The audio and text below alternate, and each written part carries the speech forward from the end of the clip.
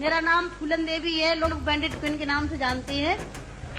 और हमें पता नहीं था कि इतना संघर्ष करने के बाद हम जिंदा रहेंगे और आज आप सबके बीच में भी पहुंचेंगे, इतना मान सम्मान भी हम पाएंगे, ये हमने कभी नहीं सोचा था।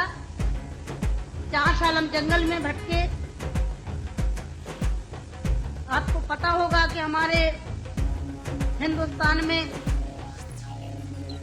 नहीं कहना चाहिए ऐसे मौके पर, मैं कहूंगी, बताऊंगी जो मेरे पे बीती है कि हमारे सामंतशाही लोग, पैसे वाले लोग और खासकर मैं जात का नाम लूंगी तो लोग कहेंगे दुबई में जाके जात पुकारी रहेंगे। ऐसे ऊंची जाति के लोग जो जात पात को मानते हैं, हम जैसे गरीबों को, दलितों को, दबे कुचलों को, अल्पसंख्यकों को एकदम ये सोचते हैं जी कीड़े मकोड़े हैं, जी इंसान नहीं है। तो उन लोगों को मैंने बताया कि मैं इंसान हूँ, अगर हमें तुम मारोगे तो हम भी चुप नहीं बैठेंगे, हम भी जवाब देंगे। और इसलिए मैंने कई दफे सोचा कि मैं आत्महत्या कर लूं, मर जाऊं, पर मैंने सोचा कि मरती तो हजारों लड़कियां रोज हैं। बताओ, हमें डाकू के नाम से जानते हैं लोग, डाकू, फूलन देवी डाकू। बताओ, मेरी 4 हाथ पैर हैं। कहते चम्मिल घाटी की है, चम्मिल घाटी की, चम्मिल घाटी मेरी माँ बाप है। अरे मैं माँ बाप से पैदा हुई हूँ, मेरा कसूर यही है कि मैं झोपड़ी में पैदा हुई, गरीब परिवार में पैदा हुई, तभी कुचली समाज में पैदा हुई, तो हमें जीने का अधिकार है नहीं। मेरे भाई और बहनों, मैंने कोई बुरा काम नहीं किया। मैं तो वहाँ भी मंच में बोलती हूँ, अब्बू भाई की साथ में तो कई सभाएं हुई हैं, बहुत बड़ी बड़ी सभाएं हुई हैं कि मैंने कोई बुरा नहीं किया है। आपने सुना होगा, सुना था, आप तो वहीं के सब रहने वाले हैं, कुछ हमारे भाई हैं यहाँ के, है कि एक सीता के कारण इतने बड़े जो रावण का आज तक पुतला फूंकते हैं, उसका यही कसूर था कि खाली एक औरत को उठा ले गया तो आज तक पुतला फूंकते हैं। मैंने क्या बुरा किया?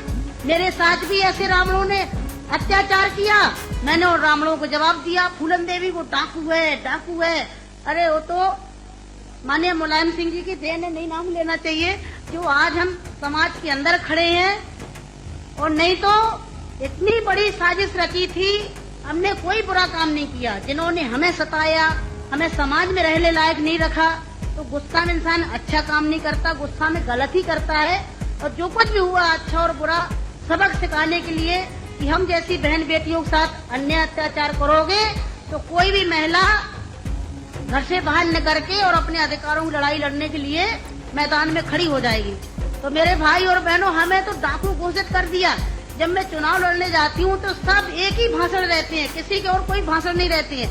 बताओ, मैं डाकू दिखाई देती हूँ? क्या होता डाकू है? तुमने हमें सताया, हमें लूटा पीटा। डाकू तो वो बेईमान जो हम जैसी महिलाओं को लूटती पीटती हैं। तो मेरे भाई और बहनों,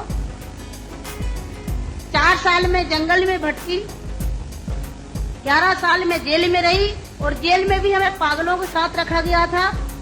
अच्छी जगह नहीं रखा गया, जहीं पागल महिला थी, पागल महिलाओं में रखा गया था। 11 साल तक हमें जेल में रखने के बाद कोर्ट में पेश नहीं करा गया। और जब जेल से छोड़े गए तो बहुत बड़ा हमारे हिंदुस्तान में तूफान आया। इतनी बड़ी डाकू को छोड़ दिया गया, बहुत बड़ा अन्याय हुआ। बस आप सबका प्यार था, आशीर्वाद था, कुछ ऊपर वाले की भी दुआ थी।